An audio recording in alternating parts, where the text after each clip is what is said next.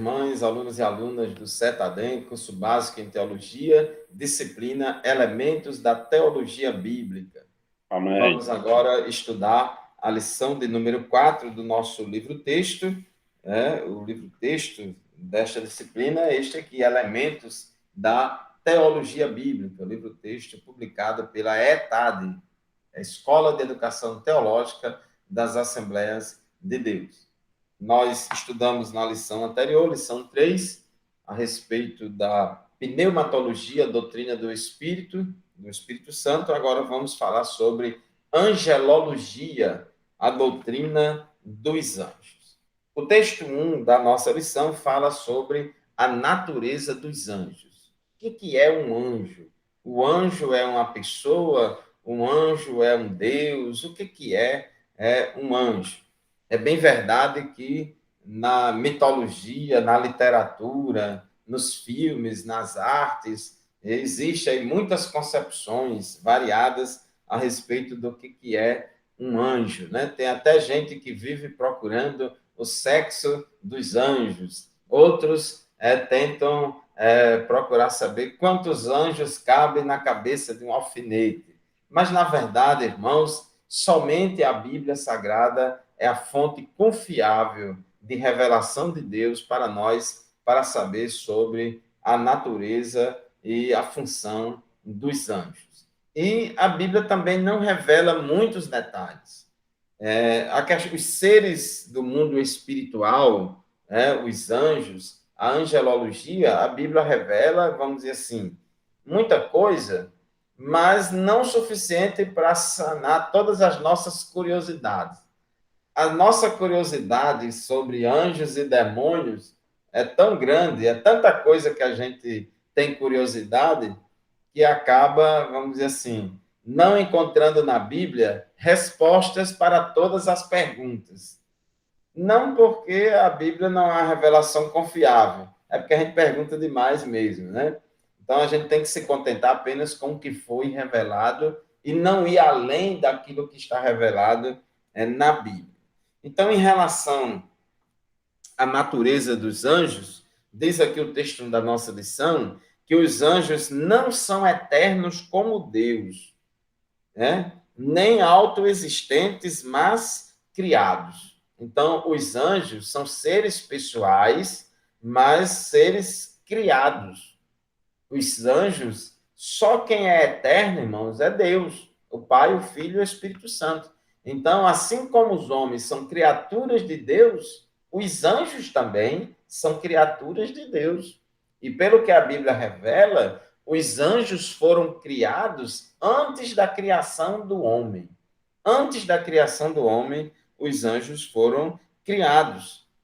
Os anjos foram criados como as demais coisas do universo. O anjo, nenhum anjo é Deus. A gente não pode dizer que um anjo é divino, um ser divino, não. Ser divino é só o Pai, o Filho e o Espírito Santo. Os anjos, você pode dizer um ser angelical, um ser celestial, porque angelical vem de anjo, né? Celestial vem de céu. Aí você pode atribuir aos anjos esse título de celestial, angelical, mas divino só Deus. Então você vai ver na Bíblia várias palavras, anjos, arcanjo, serafim, querubim, tudo se refere a anjos, e também palavras como exércitos dos céus, soberanias, principados, potestades, e outros nomes similares, se referindo aos anjos. E pelo que a Bíblia revela, os anjos, existem diferentes categorias de anjos.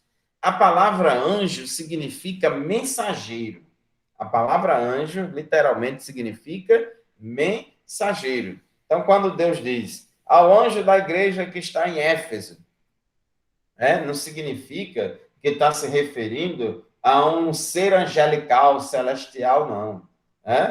Poderia ser traduzido ao mensageiro da igreja que está em Éfeso. A mesma tradução também seria possível. Então, anjo significa mensageiro.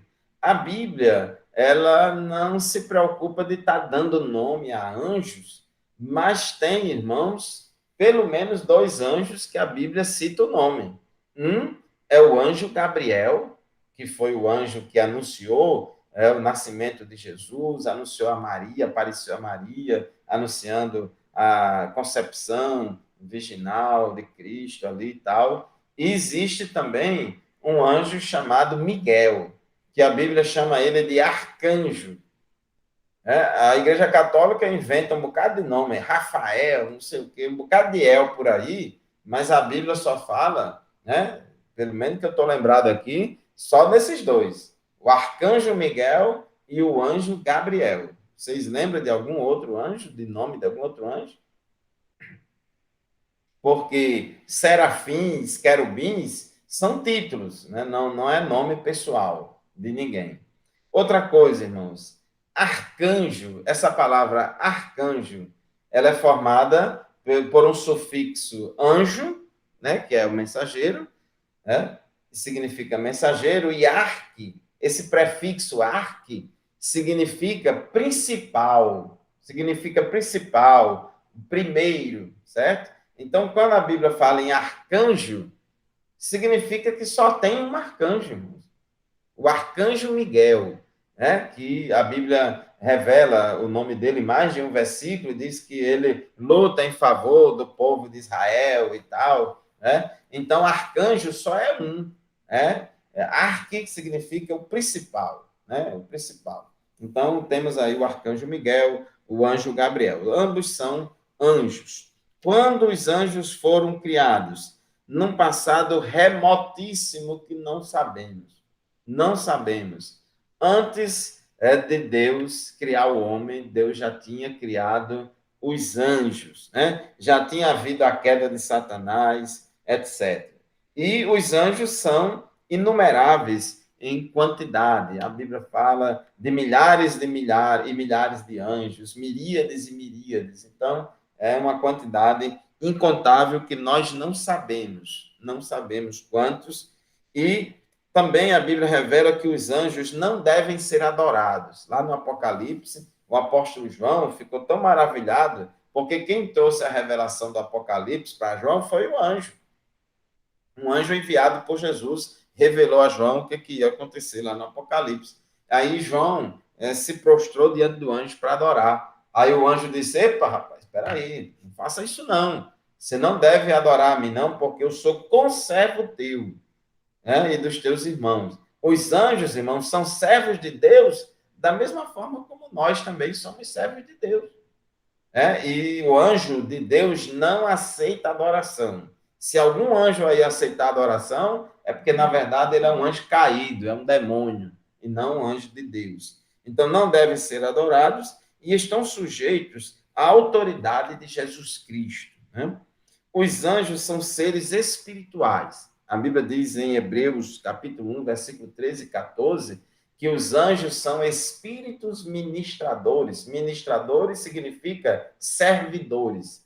Ministros, os anjos são espíritos servidores ou espíritos ministradores que estão a serviço daqueles que hão de herdar a salvação. Então, os anjos, eles servem à igreja.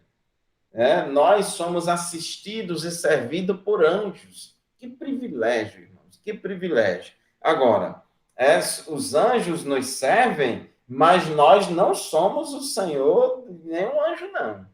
Viu? A igreja não é senhora de nenhum anjo. O crente não é senhor de nenhum anjo. Então, os anjos não obedecem ordem de homens. Os anjos não obedecem às nossas ordens, os anjos só obedecem às ordens de Deus. O fato dos anjos serem essencialmente espíritos não os impede de assumir em forma humana, dependendo da missão. Então, a Bíblia revela em várias ocasiões de aparecimento de anjos na forma de pessoas. São, vamos dizer assim, encarnações de anjos, encarnações temporárias. Não é que o anjo não é encarnação como aconteceu a encarnação de Cristo, não. Esses anjos, eles têm o poder de se materializarem e aparecer na forma de pessoa humana. Inclusive, a Bíblia diz que muitos, sem saberem, chegaram a hospedar anjos.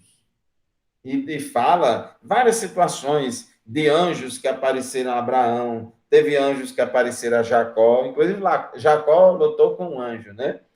Anjos que apareceram a Daniel, a Elias, a Maria, mãe de Jesus, a Zacarias, aos pastores de Belém. Então, são manifestações de anjos na forma de pessoas encarnadas, encarnação temporária.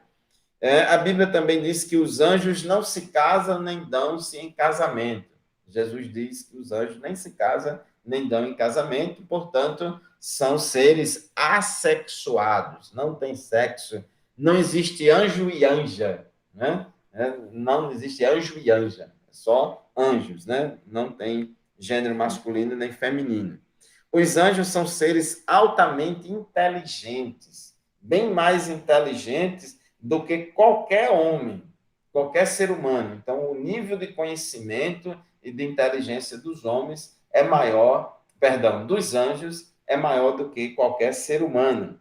A Bíblia os apresenta como mais sábios que Davi e mais sábios do que Daniel. Então, isso também é importante. São seres gloriosos, né? Em função do que são, do que fazem, do lugar em que habitam, os anjos são seres dotados de dignidade e glória sobre-humanas, né?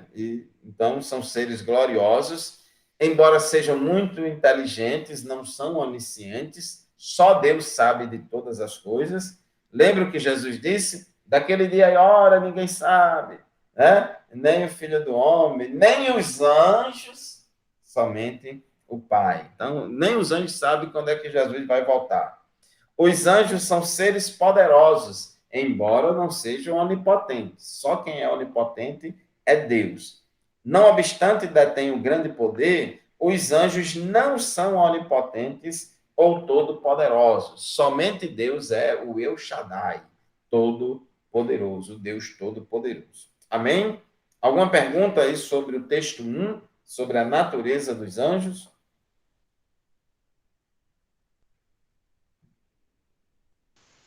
Mas Texto essa 2. pergunta aqui, a pergunta número, número 4, diz assim: Lúcifer foi criado para com os demais anjos para a glória de Deus, né?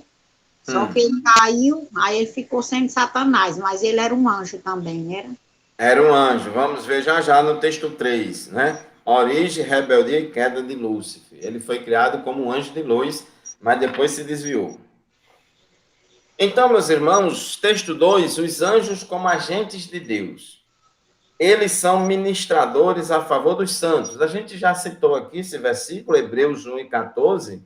A Bíblia diz: não são todos eles espíritos ministradores enviados para serviço a favor dos que hão de herdar a salvação? Irmãos, existe aí uma doutrina, principalmente na Igreja Católica, chamada de a doutrina do anjo da guarda. Diz que cada crente, cada cristão tem um anjo da guarda, que nós somos acompanhados, cada um é acompanhado por um anjo específico. E tem católico até que ora pelo seu anjo da guarda. E isso, irmão, não tem nenhuma base bíblica, tá certo? A Bíblia fala que os anjos estão a nosso serviço, os anjos podem nos proteger, né? Os anjos podem nos guardar, os anjos podem travar batalha espiritual contra os demônios, em consequência da nossa oração a Deus. O crente nem deve orar para anjo, o crente não deve pedir nada a anjo, o crente não pode ordenar nada para anjo, anjo não obedece ordem de crente, tá certo? O anjo pode nos defender, um anjo pode nos consolar, como o anjo consolou Jesus. Lá no jardim do Getsemane, Jesus foi confortado e consolado por anjos. Tudo isso pode fazer se Deus assim determinar. Tá certo? Então, agora, não existe base bíblica para dizer que nós temos um anjo da guarda. Né? Não existe base bíblica para isso, mas existe base bíblica para dizer que os anjos podem sim nos guardar, né, segundo a vontade de Deus.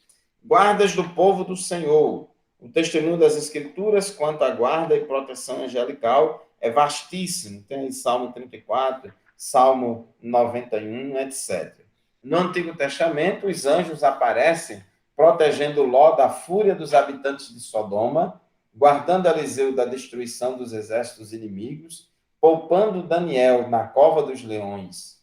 No Novo Testamento, anjos aparecem protegendo o menino Jesus da fúria de Herodes, anjos libertando Pedro da prisão e anjo protegendo Paulo em meio a um naufrágio. Então, a gente vê aí os anjos agindo, servindo aos homens e mulheres de Deus, servindo ao povo de Deus. E também, Deus também usa anjos para executar juízos divinos ou executar castigos divinos.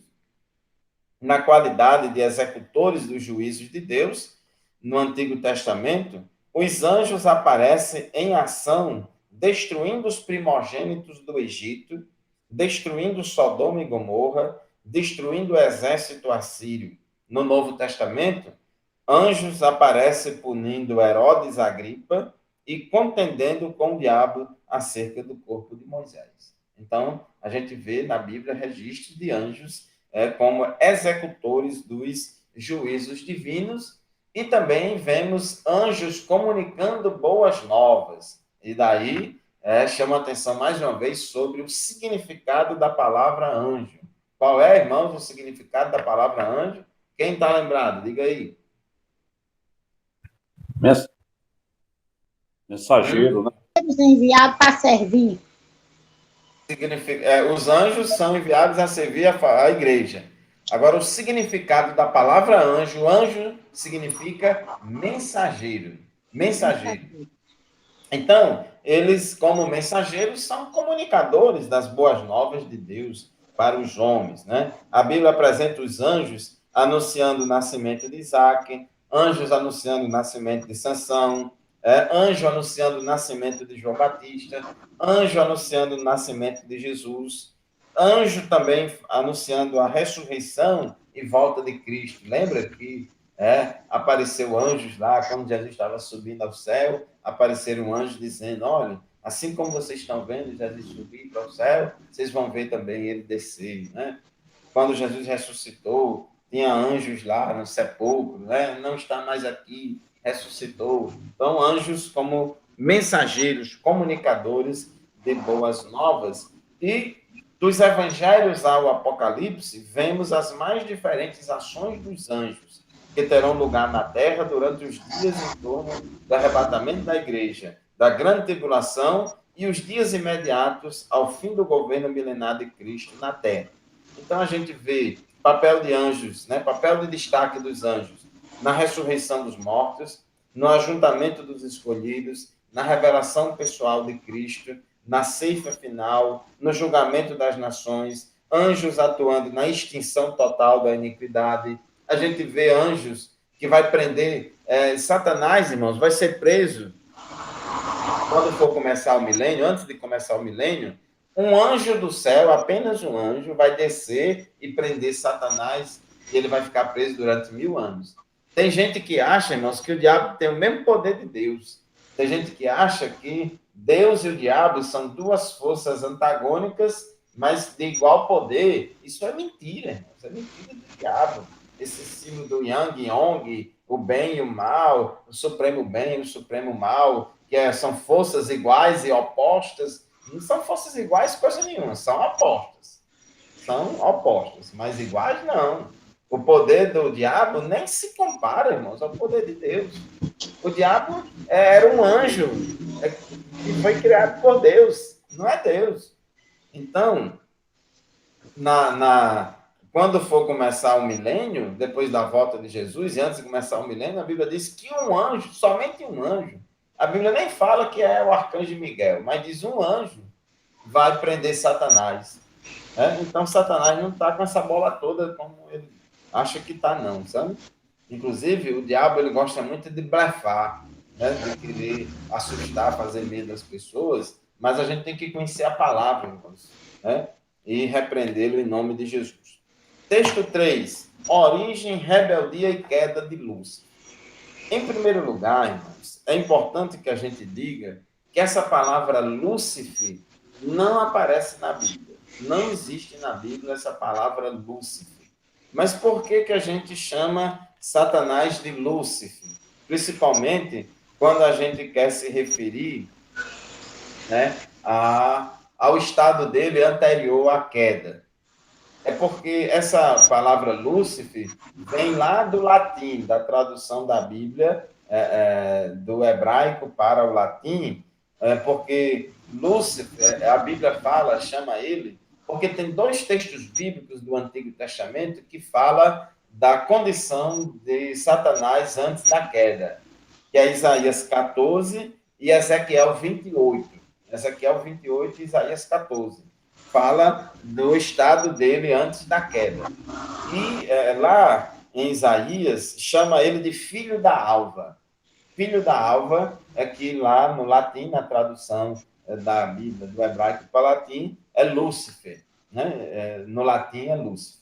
Então, e popularizou-se, né, vamos dizer assim, como um nome próprio, para se referir a Satanás antes da queda. Então, Lúcifer acabou hoje, é um nome próprio atribuído ao diabo, mas assim, da época que ele não tinha caído ainda, né?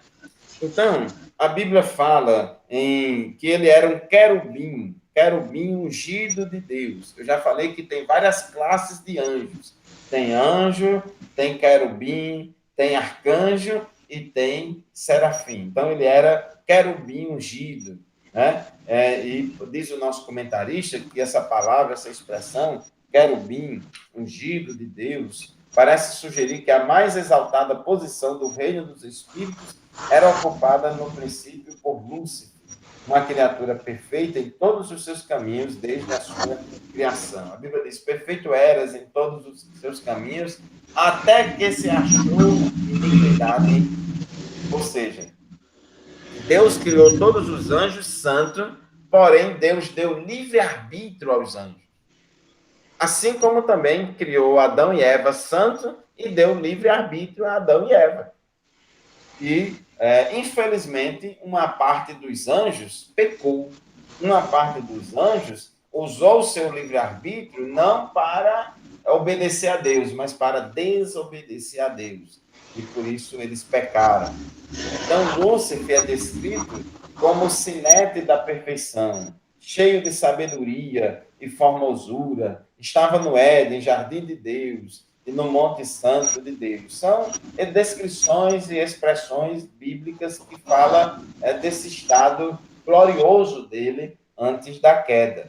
Mas depois ele caiu, como diz a Bíblia, perfeito eras nos teus caminhos, até o dia, ou até quando, até o momento em que se achou iniquidade nele.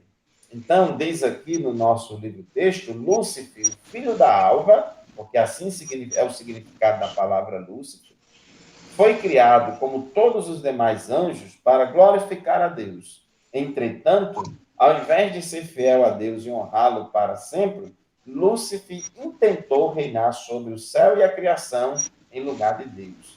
Ele queria para si a supremacia e a autoridade devida exclusivamente ao Altíssimo. Ele ficou metido, ele caiu no pecado da soberba. Por isso que a Bíblia diz: não consagre neófito para o ministério, para que, não se ensoberbecendo, caia na condenação do diabo. Ou seja, para que esse obreiro não cometa o mesmo pecado que Lúcifer também cometeu, né? De querer ser o que não era, de querer ser mais do que era. Então, em Isaías capítulo 14, fala da queda e a deposição de Lúcifer foi precedida de 5 eis, que demonstrou seu espírito insubmisso e exaltado. Então, diz aqui no nosso livro-texto que Satanás pensava no seu coração. Ele nem falou, pensava no seu coração. E como Deus, ele sonda os nossos corações e sabe o que está no nosso íntimo, só que Satanás dizia: eu subirei ao céu, acima das estrelas de Deus, exaltarei o meu trono. No monte da congregação me assentarei. Subirei acima das mais altas nuvens. Serei semelhante ao Altíssimo. Olha aí, irmãos, como ele era metido, como era soberbo, prepotente, achando que era o tal, achando que podia ser igual a Deus. Então, Deus não se agradou desse pecado de orgulho de Satanás, porque ninguém é igual a Deus. Nenhuma criatura de Deus se compara a Deus, o Criador. O orgulho tomará conta da mente e do coração de Lúcifer. E deposto da presença de Deus, Lúcifer, transformado em Satanás, tornou-se chefe das potestades do ar e o príncipe deste mundo. Desde então, tornou-se arqui-inimigo de Deus e dos que amam a Jesus Cristo. Né? Então, quando a Bíblia fala lá em Efésios, potestades do ar, potestades é uma palavra no sentido figurado, principados, potestades, poderes, dominações, são palavras que têm um sentido figurado, para se referir a diferentes classes de anjos que são organizados em milícias angelicais, só que tem organização, hierarquia angelical de anjos do bem e também de anjos do mal. E outra coisa importante, a Bíblia chama Satanás do príncipe deste mundo, porque o mundo jaz no maligno. Ele é o príncipe deste século, é o Deus deste século, é o príncipe deste mundo, porque o mundo jaz no maligno. A maioria das pessoas não querem saber de Deus e vive do jeito que o diabo gosta. Ele é o arqui-inimigo de Deus e do crente. É o arqui-inimigo de Deus e dos homens. Eu digo assim, não somente do crente, mas de todos os homens. O que é que significa arqui-inimigo? Lembra da palavra arcanjo que eu falei na aula há pouco tempo? Arqui significa primeiro, principal. Então, arqui-inimigo é o principal inimigo de Deus e o principal inimigo dos homens é o diabo. Então, ele caiu, foi o anjo, como diz, o anjo que caiu do céu, e ele vive influenciando aqui na terra, inclusive lá no Jardim do Éden, já foi tentar o homem ao pecado e conseguiu fazer com que o homem também pecasse. Texto 4, Satanás, o agente da tentação. Irmãos, existem várias... A tentação que o crente sofre pode ter várias origens. Nós somos tentados inicialmente pela nossa carne, nossa natureza carnal e pecaminosa. A Bíblia diz que cada um é tentado quando atraído e engodado pela sua própria concupiscência. Tá certo? O mundo também nos tenta. O mundo, como o mundo que a gente vive é um mundo caído, que vive no pecado, também nos tenta. E o diabo também tenta. Então, são 3 agentes da tentação: a carne, o mundo e o diabo. E o diabo, ele... inclusive, a palavra, existe duas... Esse ser, irmão, arqui-inimigo de Deus e dos homens, a Bíblia chama ele de vários nomes. É diabo, Satanás, antiga serpente, dragão. Tem várias palavras com diferentes significados para poder descrever a natureza e a ação desse ser terrível, E as 2 palavras mais utilizadas para ele é o quê? Satanás e diabo. O significado da palavra Satanás é adversário. Qual é o significado da palavra Satanás? Adversário, aquele que se opõe, aquele que é adversário, que se levanta contra. Isso significa Satanás. E a palavra diabo significa caluniador. Inclusive, a Bíblia diz que a gente não deve ser diabolos, porque no grego é diabolos, caluniadores. Então, a calúnia, irmãos, é coisa do diabo. O próprio nome diabo significa caluniador, aquele que fala mal para querer destruir, tá certo? Então, diz aqui, Efésios 6:12, testemunho bíblico, porque a nossa luta não é contra o sangue e a carne, e sim contra os principados e potestades, contra os dominadores deste mundo tenebroso, contra as forças espirituais do mal nas regiões celestiais. O diabo, irmãos, ele não está no inferno. Às vezes a gente diz assim, não, o diabo vai para o inferno, o seu lugar é no inferno. É verdade que o lugar dele é no inferno, mas ele não inaugurou o inferno ainda. A Bíblia diz que Jesus disse, o inferno foi preparado para o diabo e seus anjos, mas só que não foi inaugurado ainda não. O diabo e os demônios, eles não vivem no inferno, eles vivem nas regiões celestiais, vivem na dimensão do mundo espiritual, mas influenciando negativamente a vida dos homens aqui na Terra. Ô, pastor, Diga. Pois não, irmão. Eu já Pode vi, falar. mas eu já vi comentário que inferno no grego original é sepultura. Não, existe várias palavras gregas, várias palavras nos idiomas originais que são usadas para descrever o mundo dos mortos. Por exemplo, lá no Antigo Testamento, usava-se muito a palavra Sheol para se referir principalmente à sepultura ou ao mundo dos mortos. Aí usa-se a palavra Sheol. No Antigo Testamento não tem, o povo do Antigo Testamento não tem muito clara essa revelação do mundo espiritual, de quando morrer, a alma do salvo vai para o céu e a alma do ímpio vai para o inferno. Isso aí não está muito claro e nem revelado claramente no Antigo Testamento. Isso aí já é uma coisa que é clareada no Novo Testamento. Então, no Novo Testamento, a Bíblia usa a palavra Hades, no grego, que é traduzida nas nossas Bíblias por inferno. Então, o inferno é o lugar onde vai as almas dos ímpios, as almas dos ímpios. Porém, em alguns contextos, a mesma palavra Hades é usada também para se referir ao mundo dos mortos ou ao lugar para onde as almas vão, sem fazer distinção, alma de santo e alma de pecador, alma de santo e alma de condenado. Então, a palavra Hades, ela é traduzida normalmente por inferno. Existem outras palavras também que são traduzidas por inferno no Novo Testamento. Tartaraô e Geena, também são utilizados. Mas o que a Bíblia diz sobre o inferno é que é um lugar do mundo espiritual, não fica no mundo material, que vai para lá as almas das pessoas ímpias que morreram sem Cristo.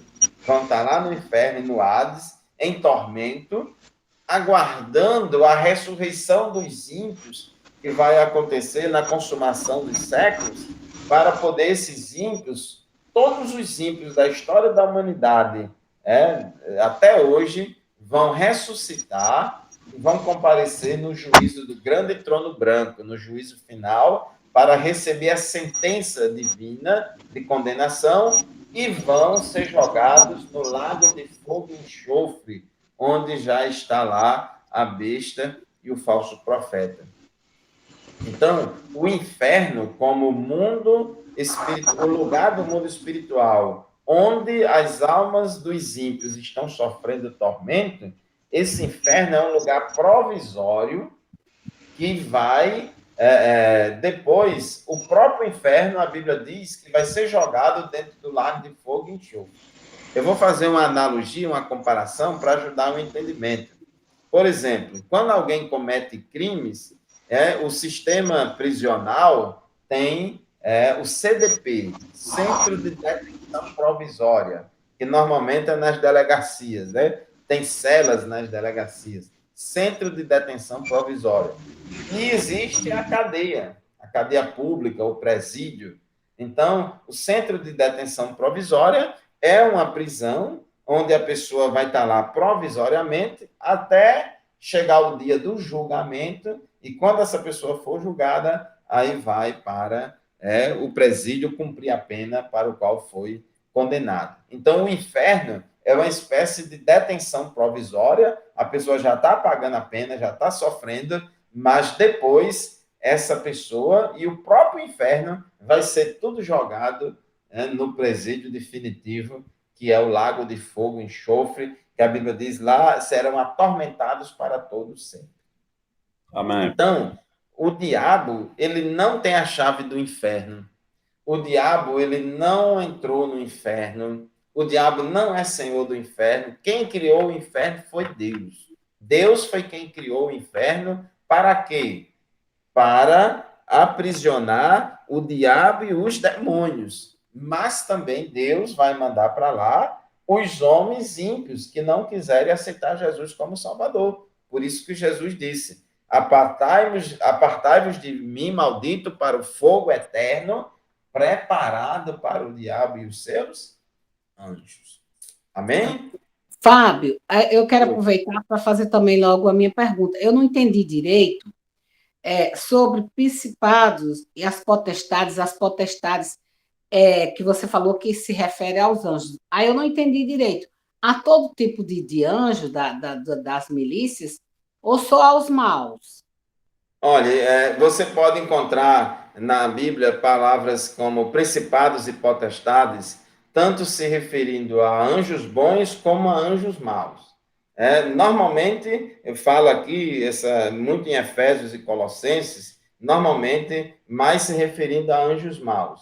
É porque são palavras em sentido figurado para a Bíblia se referir a seres do mundo espiritual que têm determinados poderes, que são organizados hierarquicamente e que exercem determinado domínio e poder na vida das pessoas aqui na Terra. Então, o escritor Paulo usa, essa expressão é tipicamente paulina, ele usa essa expressão, principados, potestades, dominadores, né, deste mundo tenebroso, forças espirituais do mal. Então, normalmente é utilizado para os anjos maus, mas pode ser utilizado também para os anjos bons, mas normalmente é para os anjos maus.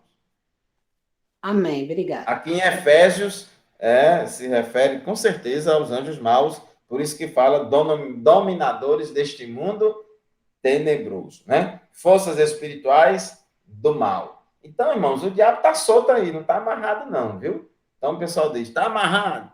Está amarrado coisa nenhuma, o diabo está solto. Está soltinho da Silva, andando em derredor, bramando como leão, buscando a quem possa tragar. Por isso que Pedro disse: sede sóbrios e vigilantes, o diabo, vosso adversário.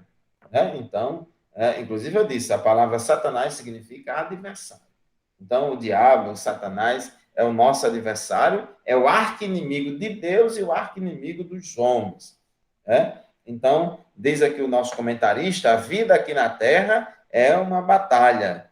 É uma batalha. Nós batalhamos espirituais, luta espiritual. E a Bíblia diz não, o hino da harpa diz, na batalha contra o mal, ser valente. Então, e a Bíblia diz que a nossa luta não é contra carne e sangue. Essa expressão carne e sangue, ou sangue e carne, é uma expressão figurada, viu, irmão? Não vai pegar no pé da letra. É uma expressão figurada para se referir a coisas daqui do mundo natural, né? A Bíblia diz, nem carne nem sangue herdará o reino de Deus. Ou seja, nada aqui deste mundo, irmão, vai entrar no céu, certo? Então, a nossa luta não é contra carne nem sangue, e sim contra os principados e potestades, significa que a nossa luta espiritual não é contra pessoas, não é contra pessoas, mas é uma luta contra seres espirituais do mal, ou seja, contra os demônios. Paulo disse aos Coríntios, para que Satanás não alcance vantagem sobre nós, pois não lhe ignoramos os seus desígnios, ou não ignoramos os seus ardis.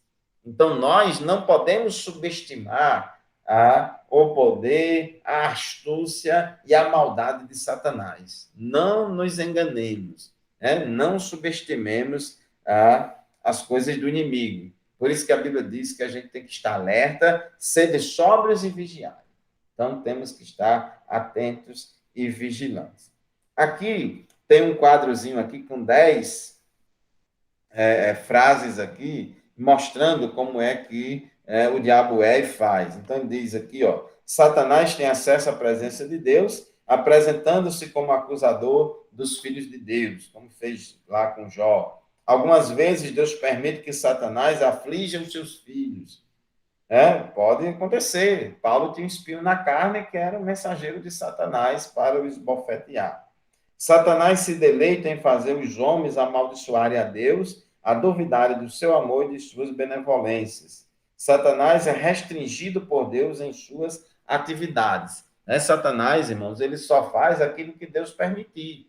Satanás não tem todo o poder, não. É claro que o mundo jaz no maligno e Deus deixa a coisa correr frouxa. Agora, Deus, irmãos, vive intervendo em muitas situações para nos dar vitória, para repreender a Satanás. Assim como ele disse lá, olha, eu vou permitir que você toque em Jó, mas você não vai tirar a vida dele. Então, tudo está no controle de Deus. Satanás, algumas vezes, pode controlar os elementos da natureza para causar destruição entre o povo de Deus. Um vento, uma chuva, uma água, um mar. O diabo pode fazer alguma coisa nesse sentido. É um milagre, só que é um milagre satânico. Algumas vezes, Satanás pode promover banditismo. Banditismo vamos dizer, é o estilo de vida bandida.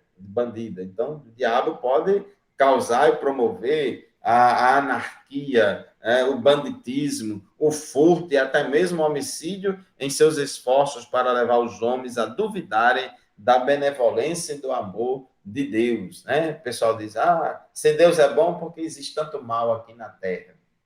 Existe mal na Terra porque os homens não querem servir a Deus, querem servir ao diabo. Então, o diabo veio para matar, roubar e destruir. Satanás é capaz de mentir até perante Deus. Ele é sagaz, mentido mesmo. Satanás aflige os corpos dos homens para conseguir suas covardes finalidades. O diabo, inclusive, pode incorporar, demônios incorporar no corpo de pessoas. De crente não, viu? De crente não. Crente é templo do Espírito Santo. Nós temos a unção do santo e o maligno não nos toca. Mas uma pessoa descrente pode o diabo entrar no corpo dele, a pessoa ficar possessa do Espírito Santo e fazer coisas terríveis. E, às vezes, não há possessão, mas há influência maligna, influenciando a mente, influenciando a alma, influenciando as emoções, as vontades. Então, o diabo também age oprimindo as pessoas. Então, não vamos assim, muitas vezes, na verdade, a maioria das vezes, o diabo ataca as pessoas, não é por meio de possessão maligna, é por meio de influência negativa, Por meio de influência negativa. Satanás destrói a harmonia doméstica e arruína a reputação de um homem para conseguir os seus propósitos. Irmão, Satanás é até capaz de fazer um milagre. Às vezes a pessoa ora para Maria, ora para Paulo, para São Pedro, para Maria Aparecida. Aí a pessoa recebe o milagre. Recebeu mesmo. Só que aí, quem fez aquele milagre não foi Deus. Deus não vai fazer milagre para glorificar a um santo, não. Deus só faz milagre para glorificar ele. Só que o diabo, ele pode fazer um milagre respondendo à oração daquele idólatra para poder o idólatra dar glória para o ídolo e não para Deus. E por quê? Porque o diabo, irmãos, é quem está por trás de todos os ídolos. Paulo diz que, na verdade, o que os gentios sacrificam, na verdade, não sacrifica a Deus, mas aos demônios. Então, o diabo pode fazer milagre aí para poder enganar as pessoas, para que as pessoas fiquem apegadas a determinada religião, determinada idolatria, determinada crença. Satanás não para diante de nada em seus esforços para fazer os homens se desviarem de Deus. Então, irmãos, enquanto a história humana estiver acontecendo aqui neste mundo caído, o diabo vai estar agindo. Só na consumação dos séculos é que Deus vai jogar no lago de fogo e enxofre o diabo, todos os demônios e todos os homens ímpios. Até lá, a gente vai estar lutando contra esse arqui-inimigo de Deus e dos homens. E o texto 5, que é o último texto da nossa lição de número 4, Satanás na consumação dos séculos. Né? Aqui ele fala Satanás durante a grande tribulação. Por intermédio do anticristo, que é a besta, e do falso profeta, Satanás assumirá o monopólio espiritual e político do mundo. Irmãos, a atividade satânica na Terra vai ter o seu auge, o seu máximo durante a grande tribulação, principalmente durante o governo do anticristo. Aqui vai estar a trindade satânica. A trindade satânica é o anticristo, que vai ser um homem comum, de carne e osso, como qualquer outro, mas vai ser um homem que vai ser, o diabo vai se incorporar nele, ele vai, a Bíblia diz que ele vai agir segundo a eficácia de Satanás. Ele vai ser tipo possesso do diabo para fazer maravilhas, milagres, resolver problemas, para fazer um bocado de coisa. Então, o anticristo, que é a besta, o falso profeta, que é o grande líder religioso, que vai promover a adoração ao anticristo, porque o anticristo, irmãos, ele é um líder político, e econômico, que ele vai ter muito sucesso, só que ele vai achar que é Deus, E aí ele vai, vamos dizer assim, o povo vai promover a adoração dele. O povo vai promover, porque o povo é muito idólatra. Você não vê que hoje em dia, quantas pessoas aqui no Brasil não idolatram Bolsonaro e Lula? Para muita gente, irmãos, Bolsonaro para os bolsonaristas e Lula para os petistas é um ídolo. Um chama de mito, outro chama de Deus. Inclusive Lula disse outra vez, eu já não sou mais um ser humano, eu sou uma ideia, eu sou mais do que isso. Então as pessoas idolatram mesmo, o povo tem sede de ídolo. O povo é tão caído no pecado que quer um ídolo, quer se agarrar em ídolos. Então, esse governo do anticristo, embora seja um governo de responsabilidades políticas e econômicas, mas ele vai se instrumentalizar da religião para promover o culto a ele. Aí ele vai ter lá um ministro da religião, ou o seu braço religioso, que vai ser o falso profeta. Então, esse falso profeta vai ser o assessor religioso, o assessor do anticristo para assuntos religiosos, que vai promover a adoração ao anticristo. E, inclusive, esse falso profeta vai fazer também muitos milagres para fazer com que o povo adore ao anticristo, a esse homem impostor. Né? Então, na guerra do Armagedon, que vai ser a guerra final, a batalha final da grande tribulação, onde o anticristo, inspirado pelo diabo, vai reunir exércitos e mais exércitos aqui da terra e invadir o país de Israel para destruir os judeus. Né? E, nesse momento, Deus vai mandar Miguel, o arcanjo Miguel, né? Se levantará Miguel, o grande príncipe. Observe o artigo definido, o grande príncipe. Então, significa que só tem um arcanjo, que é o Miguel, o defensor dos filhos do teu povo. Né? Então, ele luta por Israel. E Deus, irmãos, Jesus virá do céu, Apocalipse 19 fala da vinda gloriosa de Cristo com a igreja e seus santos anjos, e quando Jesus vier, com o esplendor da sua vinda e com o sopro da sua boca, ele vai lançar vivo no lago de fogo e enxofre o anticristo e o falso profeta. Então, quem vai inaugurar o lago de fogo e enxofre é o anticristo e o falso profeta. Né?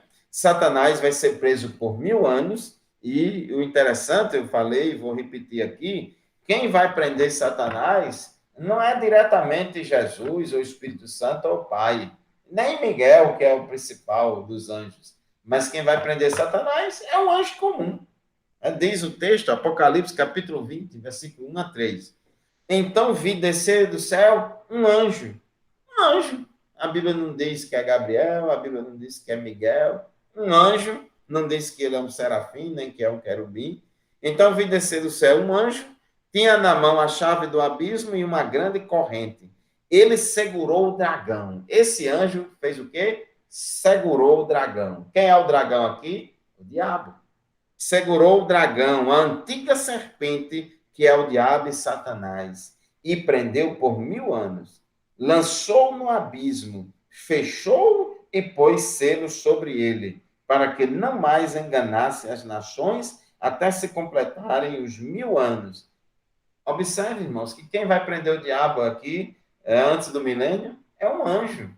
Então, o diabo não tem esse poder todo que o povo atribui a ele, não, viu? Depois ele vai ser solto no final do milênio e ainda vai, diz aqui, ó, quando, porém, se completarem os 1000 anos, Satanás será solto da sua prisão e sairá a seduzir as nações que há nos 4 cantos da terra. O diabo, o sedutor deles, foi lançado para dentro do lago de fogo e enxofre, onde já se encontram não só a besta, como também o falso profeta, e serão atormentados de dia e de noite pelos séculos dos séculos. Então, esses anjos caídos, que são chamados na Bíblia de demônios, espíritos maus, espíritos malignos, eles vão ter esse fim. Eles vão todos serem lançados no lago de fogo e enxofre, preparado para o diabo e seus anjos, e vai para lá também todos os ímpios e todas as pessoas que se esquecem de Deus. Por outro lado, os servos de Deus, os fiéis a Cristo, vão estar na presença de Deus no céu para todo sempre. Amém?